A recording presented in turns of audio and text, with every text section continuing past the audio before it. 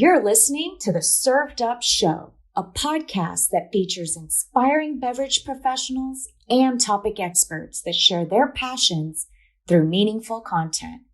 Your hostesses, Bridget Albert, is best known as the Market Fresh Mixologist, an industry mentor with over 25 years of experience. And I'm Julie Milroy, best known for my passion for leading change and helping others grow in their careers. Grab a cocktail and sit back. Let's learn how we can make a positive impact in our industry.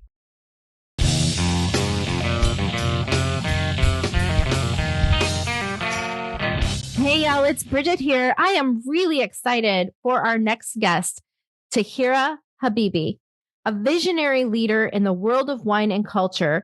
She is not only the founder of the Wine and Culture Festival, but also the driving force behind the Hue Society organization, with a steadfast commitment to amplifying Black, Brown, and Indigenous voices in the wine industry. Her work embodies a mission of inclusivity and representation. Today, we had the privilege of diving into her journey, exploring the transformative impact of her initiatives, and discussing the importance of diversity in the world of wine, and so much more. So go grab your favorite glass of wine, relax, and enjoy the show.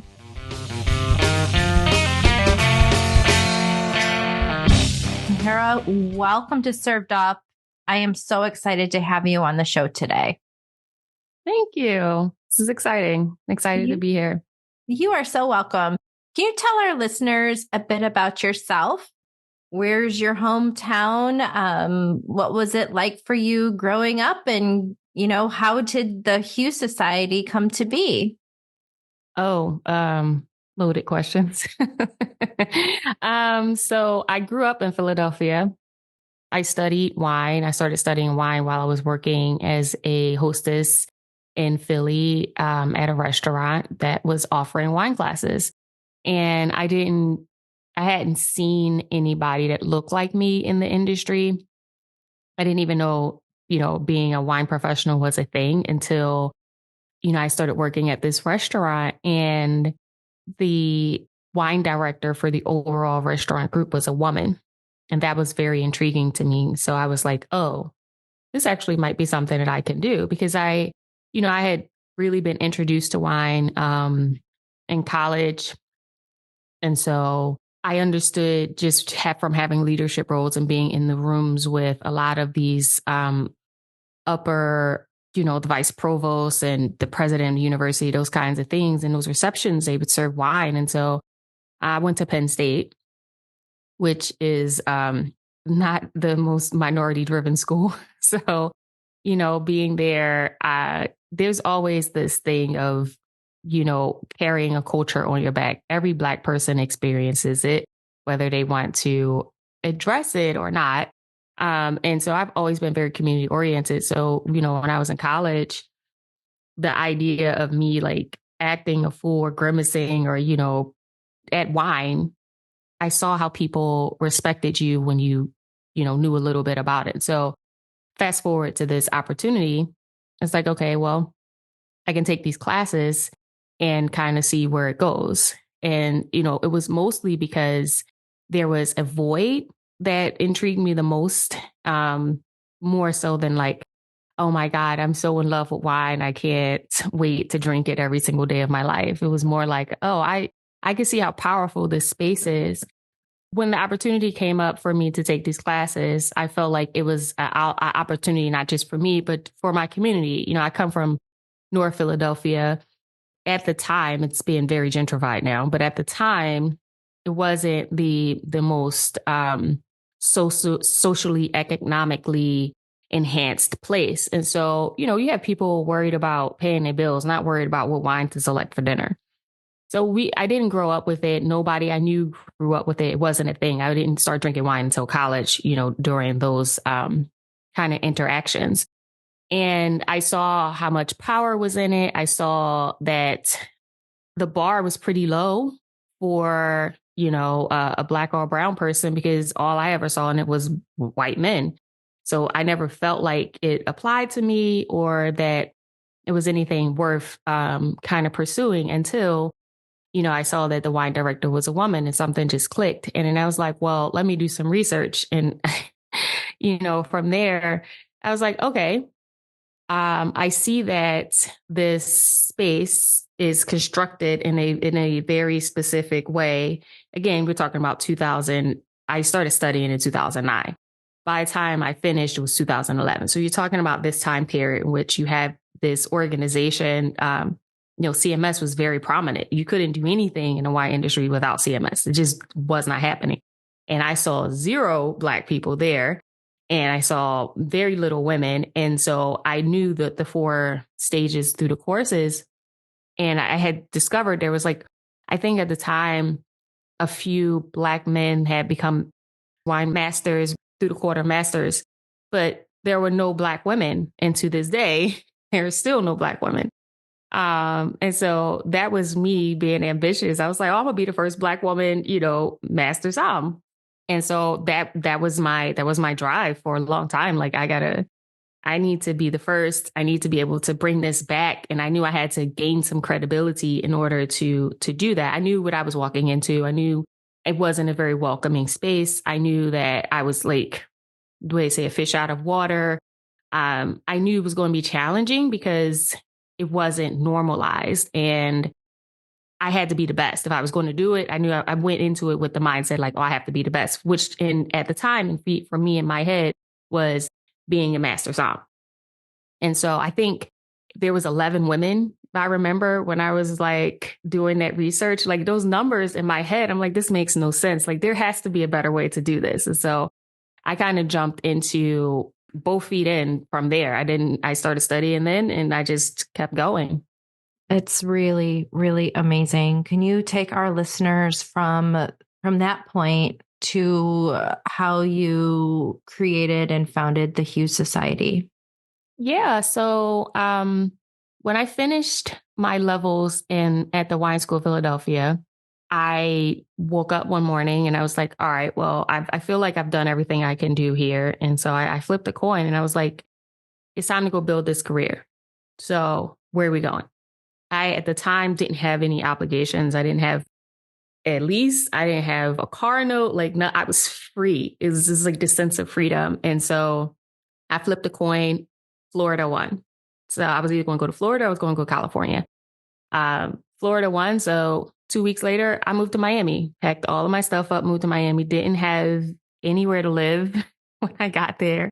So I was living out of a hotel for a few weeks because I didn't have an apartment. I had transferred within my company. So I went from being a hostess to a cocktail server.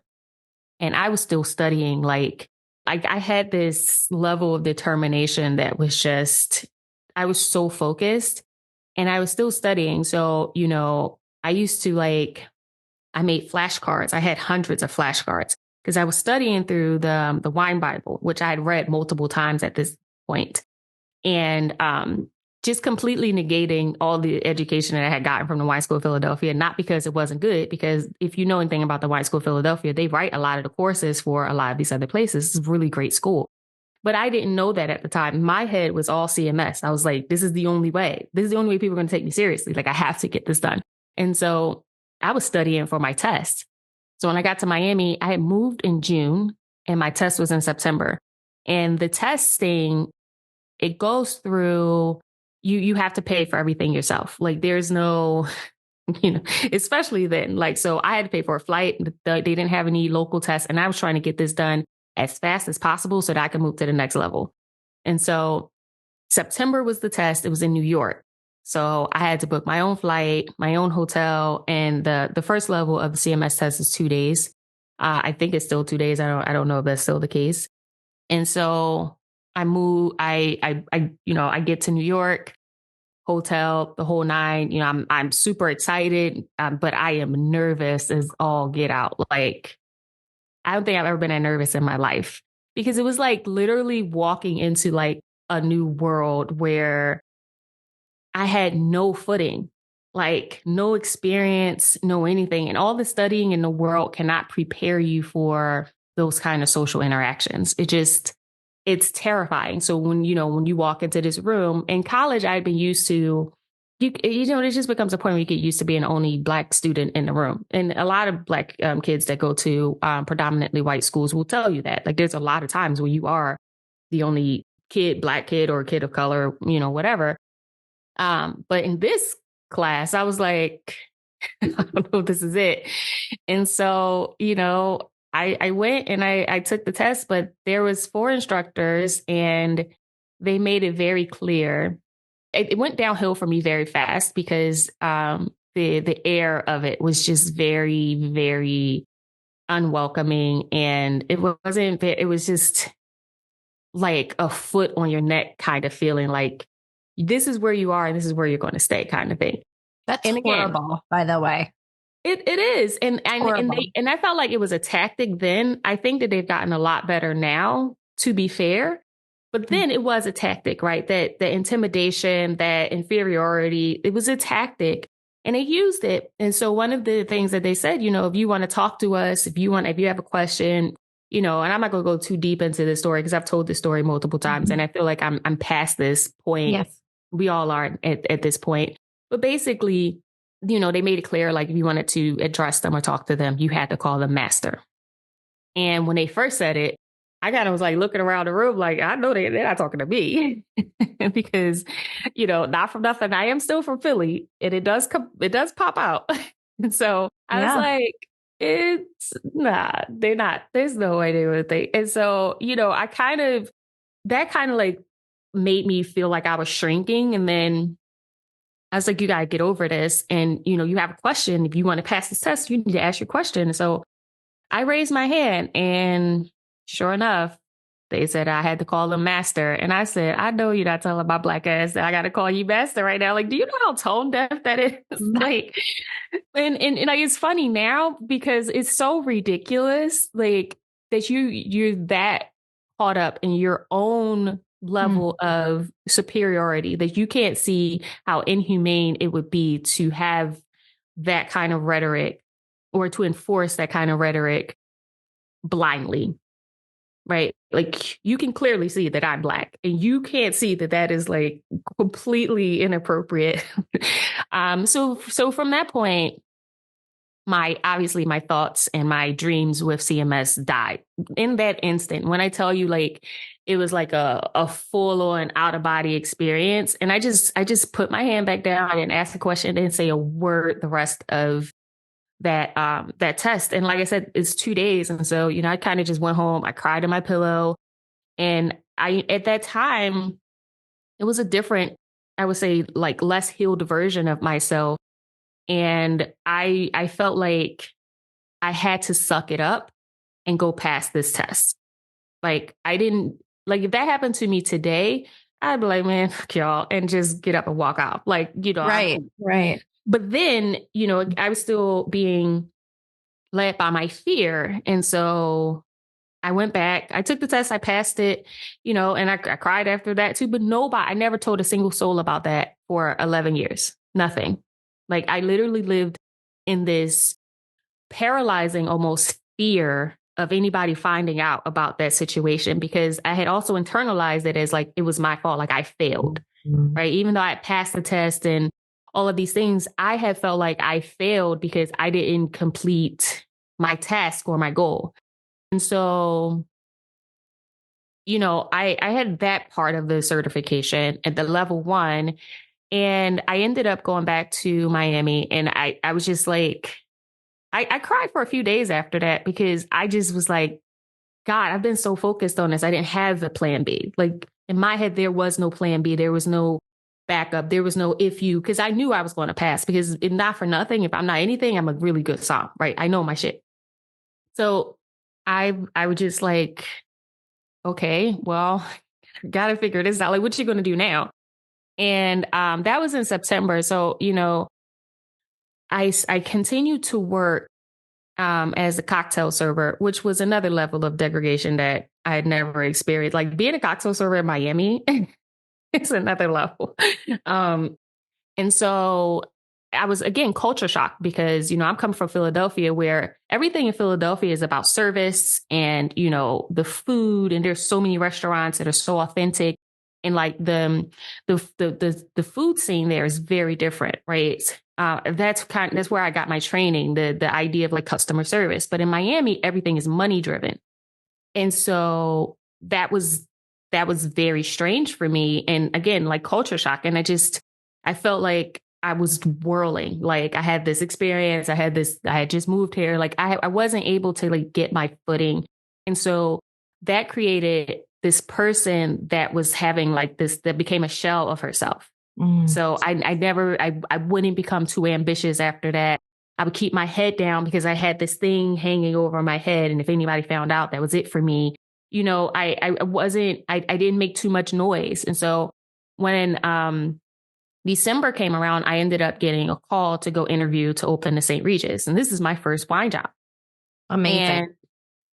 Right. And that was all because during that time of diligence, I made sure everybody know I'm going to be a SOP. Like it's so easy to get sucked up in Miami culture. Like with the money, you make a lot of money, especially as a server or bartender for sure. And it's nothing against that, right? Get your coins. But at the same time, that's not what I wanted. That's not why I was there. That was not why I was like in this space. And so when I interviewed for the St. Regis, I did well and I did okay. I was so nervous about it because again, like everything is coming from this place of fear. And they had called me back and they offered me a cocktail server job. Oh my God. Were you like, what the fuck?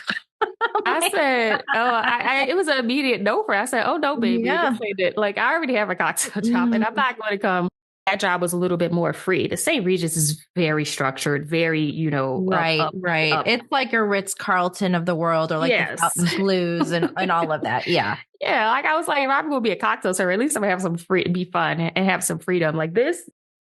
And I was like, if I'm going to be a cocktail server, I can stay where I'm at. So I turned them down. I said, no, which, people were like, you're crazy. You turned down the St. Regis. I said, listen, I might not be, as fired up as I was, but I'm definitely, there's only but so much of myself that I'm going to allow to be, kind of trampled on. And so they called me back and they offered me the SOM job.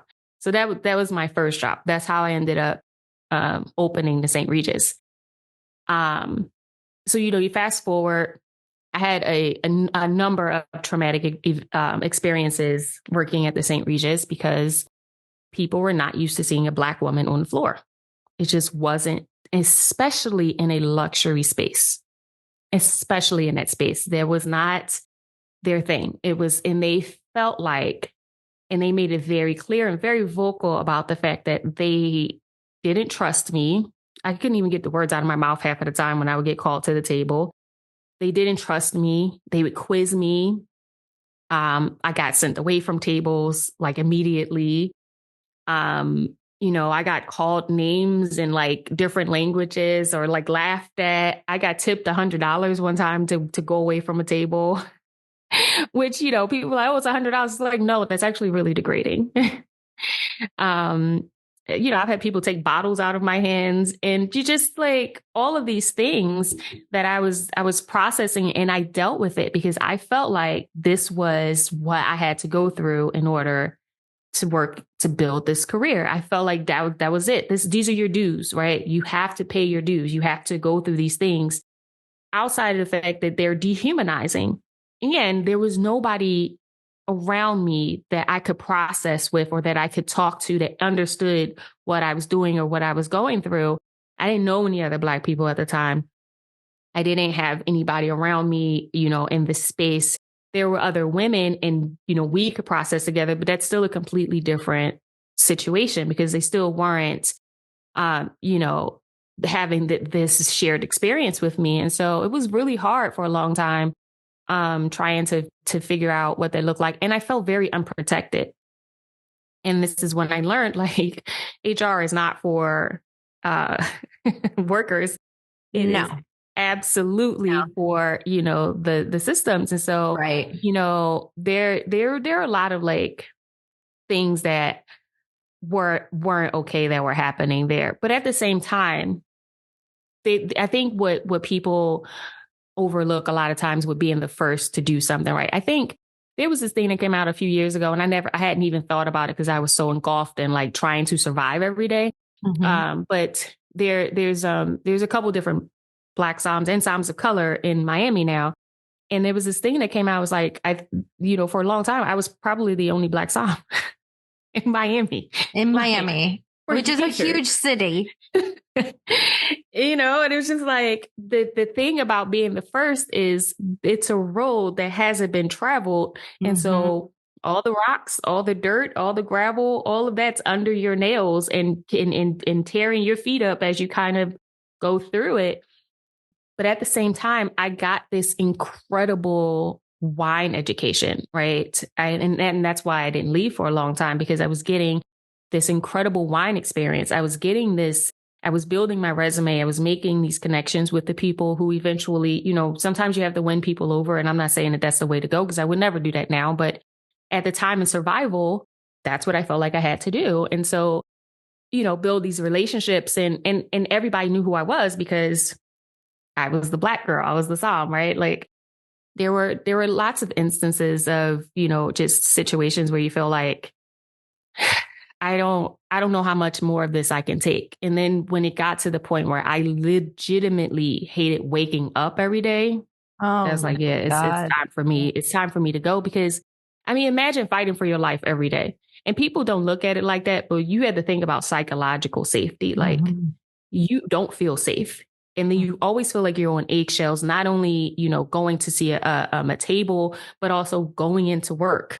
Or, you're never going to get promoted. You're not moving up. Like, it's a terrible feeling. And I was like, I can't live like this the rest of my life. This is so, there was a situation that happened with my braids and I got sent home and I was like, yeah, this is it. I'm done. Like with your braids, your hair got you sent home. Oh yeah. Yeah. It was not the best situation. And I'm trying to tread lightly because I feel like one of these days I'm going to get like a cease and desist from the St. Regis or a lawsuit. So, because it's true, but at the same time, I did have a really good educational experience, right? That was my first job. Most people don't start at that level. Right. And so what I learned and the experiences that I had, like there was a point where I had probably tasted every expensive bottle of wine in the world, right? We had probably like 1,200 bottles of wine on the wine list. Like it was extensive. And I had privilege, right? So I was battling between having this privilege, being in this space that I never felt like I belonged in, and my own humanity. And it was like, okay, here we are, like going back and forth. And like, what's the breaking point? And that, the brave thing for me, I was just like, yeah, this is it. Like I have to move on from this. And so, I appreciated the experience. I appreciated the mentoring that I got. I appreciated, the ability to develop my palate in such a profound way. I take none of that for granted because it could have been something else. Like I could have started that experience somewhere else and had a same kind of parallel experience with the racism and stuff that I experienced, because the fact that I'm a Black woman and people were not used to seeing that on the floor doesn't go away. Right. And so I just happened to start at the highest literal level that I could. And, I got the grunt of it. And so, I normalized a lot of that. But I went from the St. Regis to Michael's Genuine. And that was a completely different experience, right? Like I was a manager in the Psalm. And, I loved working there. I absolutely loved working there. And now I'm getting these geeky wines, right? Now I'm more into soils and all the rest of this stuff. In St. Regis, I'm into vintages and, aged wines and all these expensive wines that, at Michael Genuine, I'm getting this other experience. And so by the time I became an entrepreneur and decided that I wasn't going to use the talents that I knew I had for other people and kind of bring them back to my community, I had such a well-rounded wine experience and level that the certification didn't matter to me anymore. I kind of let it go. But it also made me realize like, it's not about certifications. And so I never talked about certifications because I had held that secret for so long. I'd gotten used to like not talking about certifications, but also not realizing like I had already had an advanced certification from the Wine School of Philadelphia. And I never talked about that either. But because I didn't get this one, I discredited myself. It just didn't count. So, you know, I had just gotten tired of the questions. I got tired of not seeing like people who look like me, like the community. And I was like, there's a reason why, you know, culturally people are not in this space. And it's because they don't see themselves. And not everybody's going to fight through the way that I had to fight through. Mm-hmm. And so I was like, all right, well, I left Michael's because I wanted more money. And I became the wine director at this other place, which I will not mention, was the pit of hell. And after that, I was like, yeah, I'm done. This is not it. And I was terrified, but I was like, I got to start building on my own because none of these lanes are taking me to, I don't feel like that was my path. And I don't feel like they were, you know, I was fulfilling my purpose. And there was a part of me that just kept getting lost and overly exhausted in the fact that I'm not fulfilling my purpose. And I just kept going back to the same thing. Like, you need to be in a community. You got to find yourself. You got to come back home to yourself. Mm-hmm. And so me creating the Hue Society was born out of those experiences. And what I did first was I tried to test my theory. I'm like, I know that this is why. And I found this notebook that I had from 2012, 2013. And it was like these notes that I was writing when I was first thinking about becoming an entrepreneur. And it's just like, you can get Black people to drink wine. Like, the reason why they're not doing it, like, I have wrote all of this stuff down, and it was incredible, like, to read it like a few months ago. So I tested it out. I said, all right, well, let's see. What's the two things that people love? Like, most people love these things: wine and reggae. Like, there you go. Yeah. To find a person that doesn't love one or the other. And so what I had decided to do, and I've been dedicated and committed to this ever since, is I'm never going to code switch again, never going to assimilate or try to assimilate. And I'm going to always walk into a room as myself. And if that doesn't work, then I don't belong in that room.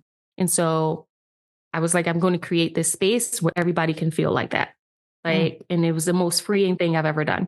And I've been liberated and free ever since then. And so what I ended up doing was I created my first company was called Sipping Socials. And I put on a wine and reggae festival.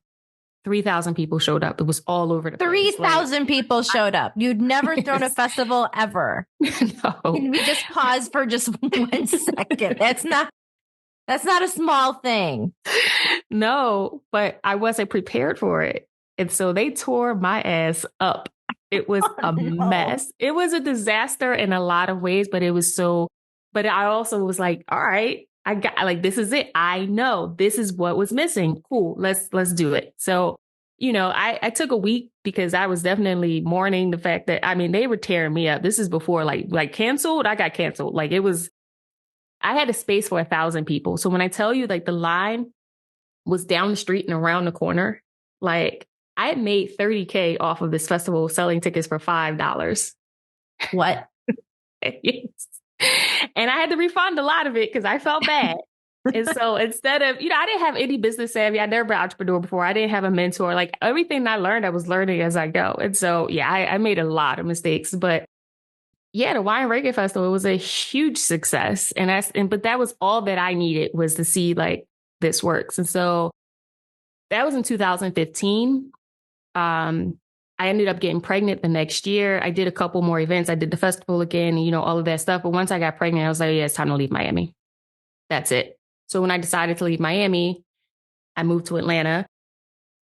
By then, I had a good grip on my vision and what I wanted to do. And I understood, like, the space that I wanted to create. And I was like, all right, well, let's do this all over the country. Like, let's build a whole society where everybody can feel like if they have nothing else to do at the end of these work days, they have home. And that's all I was trying to do, was create home. So that is what the Hue Society was born out of. Like, all of those experiences building my career. And not all of them were bad. You know, I think a lot of times it comes off as if they were all horrid. I mean, it was very, very traumatic. Like it's the most trauma I probably ever experienced in one sitting in my entire life. But at the same time, I learned so much from it, not even just about myself, but also, just about society and like being in that space in society, which is how I turned into the sipping socialite. It's like, I'm a socialite now.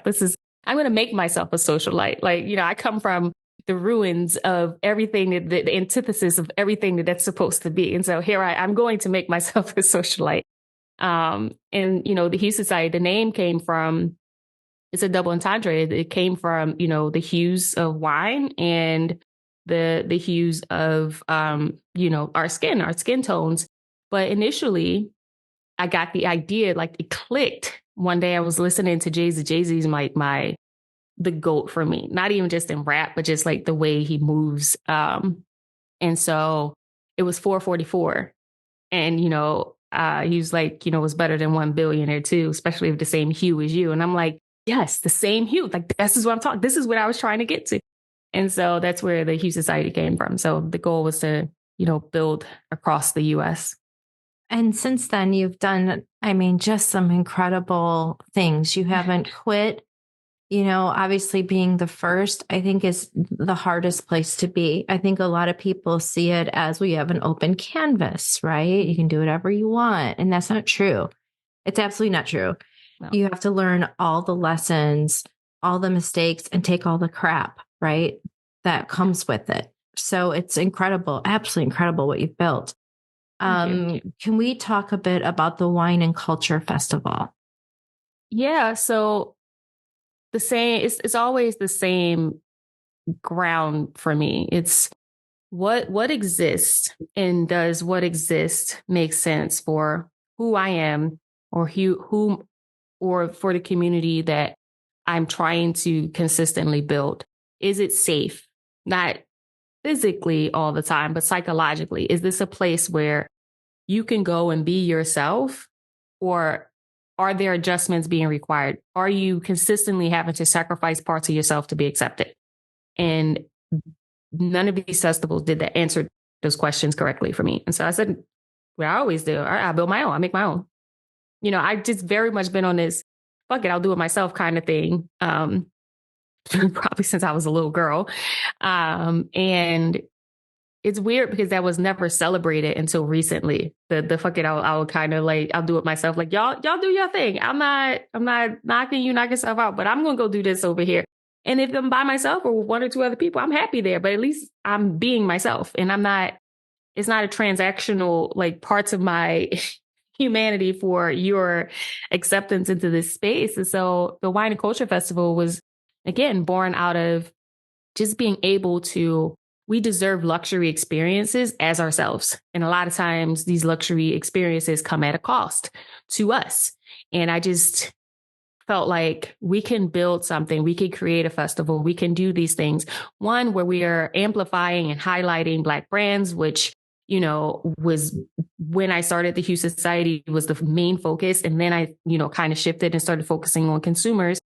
And two, where we can be ourselves and celebrate who we are and what that looks like in those of us who are consistently overlooked on a regular basis. And so I started this festival. I started planning it in 2017. The first one was launched at Essence Festival in 2018. And so, it was smaller, but it was all Black brands. And it was a huge success again. And I was like, well, why is this not here? Like, why is there no wines at the Essence Festival? This is the biggest festival for Black women in the entire country. And there was no wine space. And so again, I saw a void and I said, all right, well, let's go do that. I moved it to Atlanta in 2021 because I didn't do one in 2020, obviously. And then in 2021, I moved it because it just became inaccessible. Essence became inaccessible. And like my whole thing is about creating a space where you can get there. And so we did it in Atlanta. And there's an awards component to it. It's called the Roses and Rosé Awards Brunch. And, for me, it's about being able to give people their flowers while they're still here to receive them. And I think that that's really important because a lot of people who create impact or do work, all the rest of that stuff, a lot of times at some point it becomes an expectation. And I see that happening with me a lot. Like, it's like, well, you should be, that's your job, or, you should be amplifying. You should be, doing these things, and they're not celebrated the way that they deserve to be. And so I created this award show because, again, looking at the award shows, nothing. And I've won things at these award shows, right? Like, right. And I still have the same criticism of them. Like, you have your favorites and that's it. You have the people who you find palatable or acceptable, which, but a lot of times the names don't come up. And so I think that the festival and the award show is just really just a homage and a celebration of who we are. And this year I moved it again because I'm always chasing accessibility. And so I moved it again to Washington, D.C. And it's on July the 11th through the 14th this year in DC. It's on the harbor, like right on the National Harbor. We have a venue right on the water. It's incredible views. And, we're really excited. We have within the festival, we have what's called a rice festival, which is something that I had come up with a few years ago, just kind of mulling over history and like the idea, like a lot of people think when the enslaved were brought over here that it was, all they did was pick cotton. But rice is what put the U.S. on the map economically, right? And we picked that rice. And there's a huge history around that. And then when you dig a little bit deeper from a socioeconomic standpoint, most people have had rice in their life. But if you're poor, you eat rice and honey, right? Or rice and sugar or whatever. It's the easiest thing.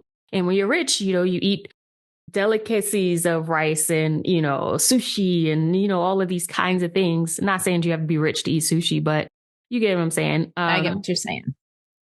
But then also cross-culturally, most cultures cook rice in their own way. And it's a very homely feeling, like when you get a rice dish a lot of times. So when you look across, I can't really think of any culture that doesn't have a rice, like a signature rice dish. And I mean, obviously there are some somewhere, but for the most part, it is a part of a culture in one way or another. And so I was just really fascinated about how interconnected rice is for all of us. And we don't even really think about it that way, but it's true.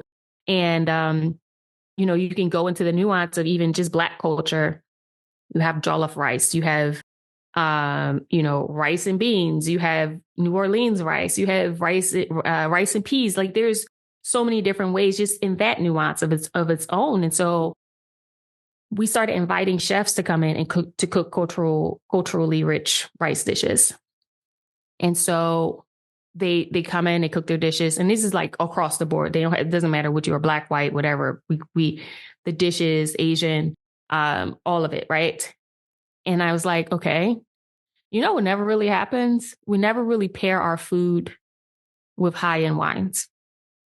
And so that's what the Rice Festival has become. It's like this cultural experience. You get to come and taste this rice from all these different places, but also you get to pair them with like these Burgundies and these other wines, just international wines, which you never really think about because we only think to pair French wine with French food and, the best cheeses and, Italian wine with Italian food and those kinds of things. And like, right. There's the rules. It grows together. It goes together generally, but also there are commonalities in our food that I think can be expressed and appreciated in a lot of different ways. So that's what the festival is. And, super excited about what we're doing and in the way that we're growing. And a lot of people really seem to be excited about this DC move too, which makes my heart sing because it's really nerve wracking.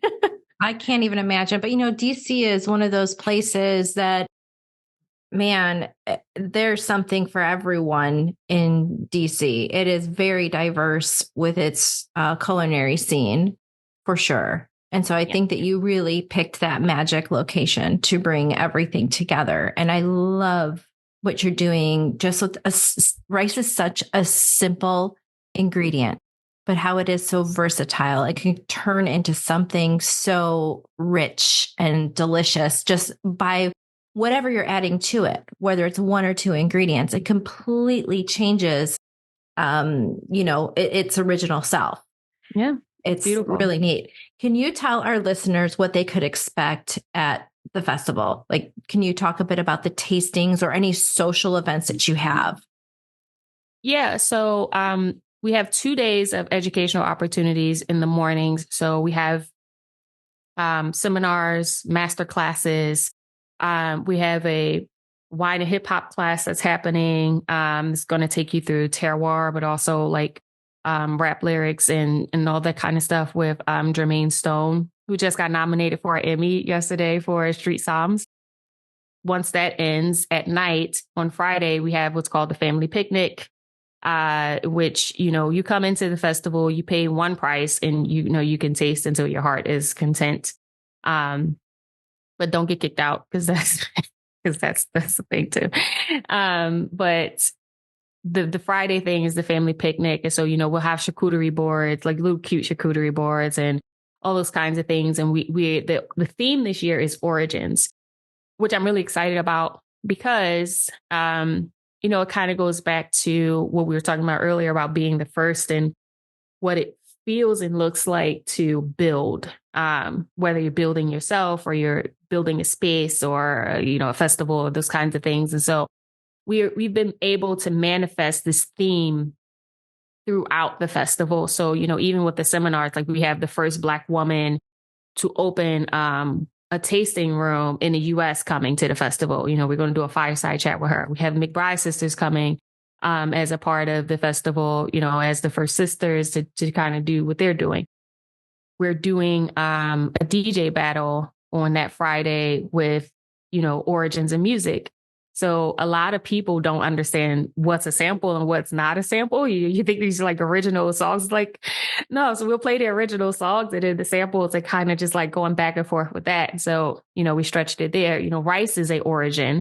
So, when you move into Saturday, you have rice and those origins. And, we have these tastings. Virginia Wine is another big partner of ours, along with Verizon Project.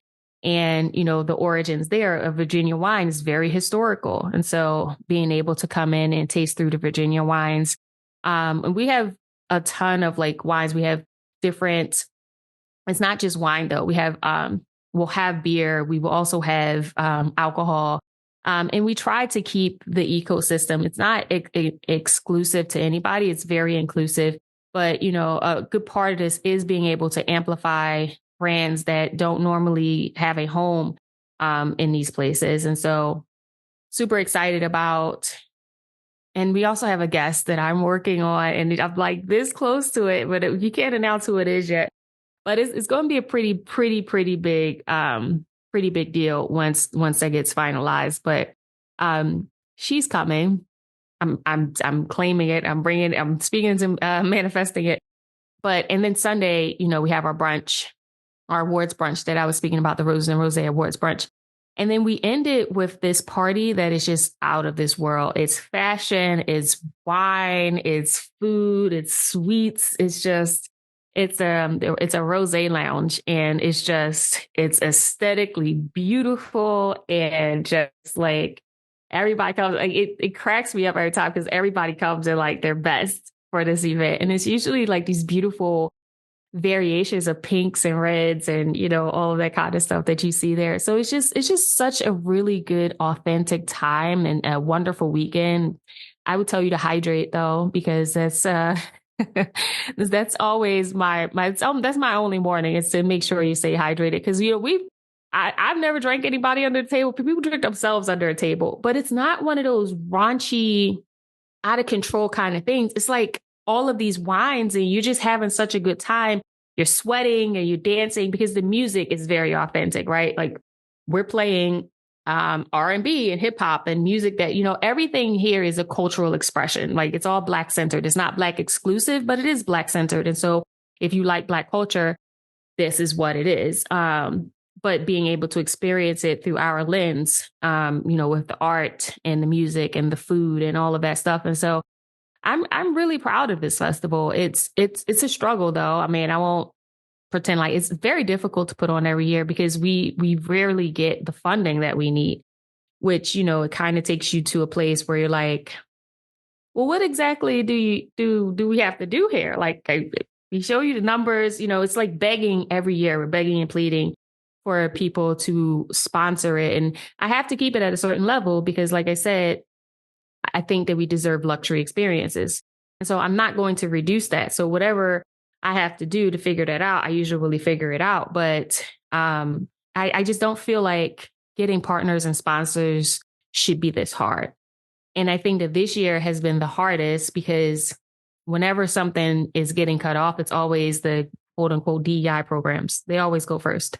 And so that has happened a lot this year, a lot of that funding, because it's not cool anymore, right? It's not hip. 2020 has completely faded off and faded away. And so you're really seeing these days who was putting up and who were making these minor adjustments for face value and not actually systemic adjustments because you believe that these things need to change for long term, deserve opportunities, right? And so as soon as you have the opportunity to get rid of it or, to say no, switch it. And it's just, it's disheartening. It's just like a consistent struggle. And I feel like it's an unnecessary struggle because if you buy into the consumer, if you pour into that, like I've never had a festival where the sponsors didn't benefit, the vendors didn't benefit, like, because it's such an intentional crowd. It's very intentional crowd. Like you're going there to support.